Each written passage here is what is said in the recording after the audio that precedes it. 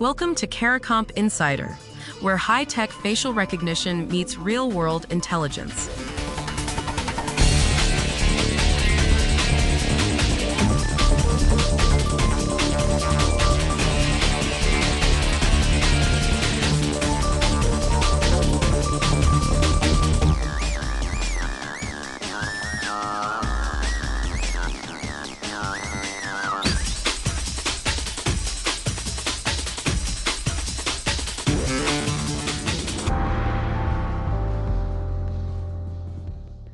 You know that little checkbox that asks if you're over 18? On a growing number of websites, that checkbox is quietly becoming a request for your government ID and a copy of your face. And once that data lands in a company's database, here's the part that stopped me cold. You can't reset your face the way you reset a password. If you've ever uploaded a photo to prove your age, or you've got a teenager who has, this already touches your life. By 2025, roughly half of U.S. states require some kind of age check to reach adult content or social media. More laws are landing in 2026. So the trade-off we're about to talk through isn't niche anymore. It's becoming the default way the internet works. The promise was simple: keep kids out of adult spaces. The reality is messier. So how does a quick age check turn into a permanent identity risk? Let's start with what security researchers call the escalation trap. Most age systems begin gently. You type in your birthday, or the site takes a quick guess from a selfie using AI age estimation. But here's the catch.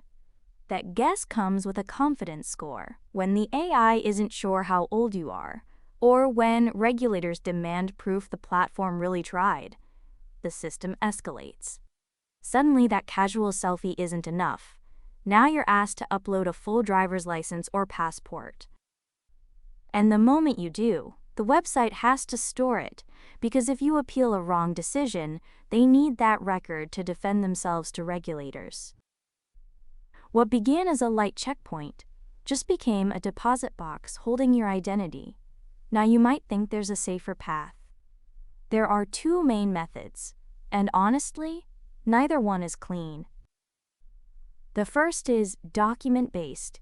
You hand over a real ID, and copies of that ID sit in storage, waiting to be stolen. The second uses biometrics. The system analyzes your face to estimate your age, no formal document required. That sounds better, until you realize it swaps a paper risk for a face risk. One method stores your documents, the other stores your face. You're just choosing which thing gets exposed. And that brings us to the heart of all this. Think about what happens when a password leaks. It's annoying, but you change it and you move on. Your face doesn't work that way. Your fingerprints don't work that way. If a hacker grabs a database full of facial patterns, you can't issue yourself a new face.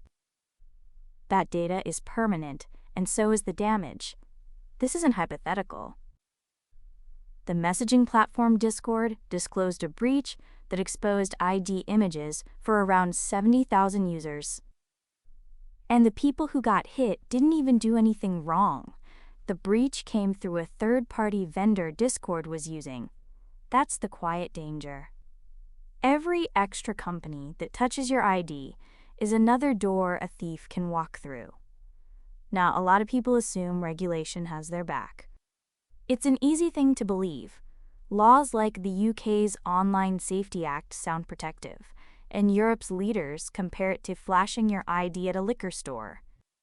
But that's the goal, not the mechanics. At a store, the clerk glances at your card and hands it right back. Online, you're shipping a copy to a company that files it away.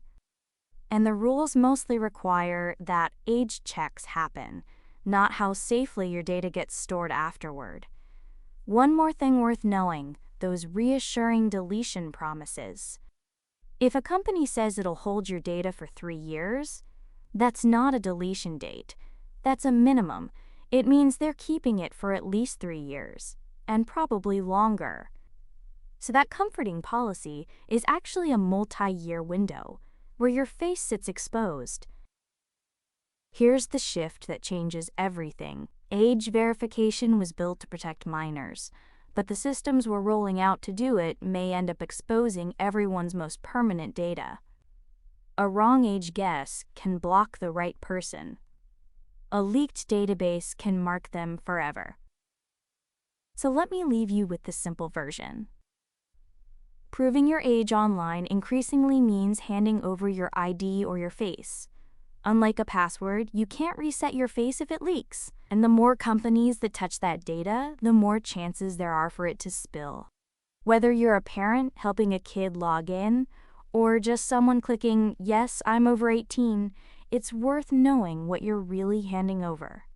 You're not powerless here. You're just informed now. The full breakdown's in the show notes. Now you know something most people in this industry don't. Use it. And when you're ready to put it to work, Caracomp.com. We'll see you tomorrow.